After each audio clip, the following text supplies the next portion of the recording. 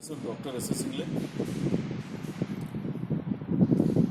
Today we will discuss regarding parallel flow and counter flow heat exchanger, where we have to measure the performance of parallel flow and counter flow heat exchanger.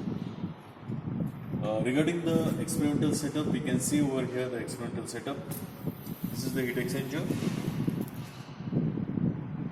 Actually, when we are saying heat exchanger is nothing but there is exchange of heat between the hot fluid and the cold fluid. We can see here there is a temperature indicator. Here there is a heater to heat the hot water. Okay, and this is the heat exchanger. Heat exchanger is we have formed this heat exchanger as in the form of parallel flow heat exchanger and counter flow heat exchanger. This mechanism of making it as a parallel flow and counter flow heat exchanger depends upon the valves.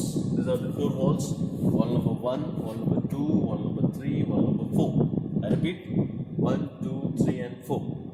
Okay. From this side there are the two pipes, this inner pipe and outer pipe.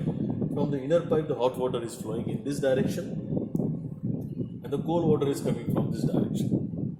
When these two walls are open, and these two walls are closed, the cold water is going in this direction, it is going in this direction and it is coming from this direction, and hot water is going in this direction, so it becomes a counter flow heat exchanger. Now when these two walls are closed and wall number 1 and wall number 3 is open, then the water will flow in this direction, it will go in this direction and it will move in this direction parallelly to the hot water. That means now it becomes a parallel flow heat exchanger. Okay. Now this is regarding the experimental setup. Regarding procedure, first of all we have to start the heater, switch on the heater so that we can heat the hot water. Okay, we can heat the cold water to the hot water, and this hot water is passed to this pipe. Secondly, first of all we close these two walls, wall number 2 and wall number 4. The cold water will move in this direction, so it will become a parallel flow heat exchanger. Okay, and we'll measure the temperatures of inlet and outlet. For hot water inlet, hot water outlet, cold water inlet, cold water outlet. Okay, we have to measure all this temperature, and we have to measure the flow rate on this side. We have to measure the flow rate just by putting a chart over here. Okay, how much water is collected within some time.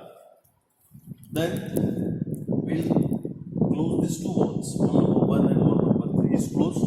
Wall number 2 and wall number 4 is open.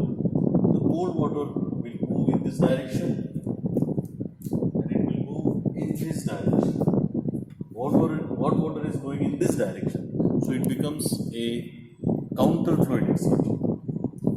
After this, again we have to measure the inlet temperature of the hot water, outlet temperature of the hot water. Now the inlet for the counter flow heat exchanger will be here. So inlet temperature of the cold water, outlet temperature of the cold water. Again we have to measure the flow rate using the chart.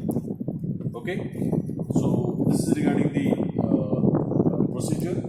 Regarding precautions, we should not touch any electrical appliance.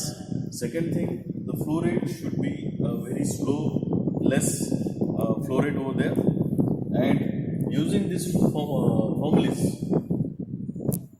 we have to measure the overall heat transfer coefficient and the effectiveness of the heat exchanger. Take a close-up.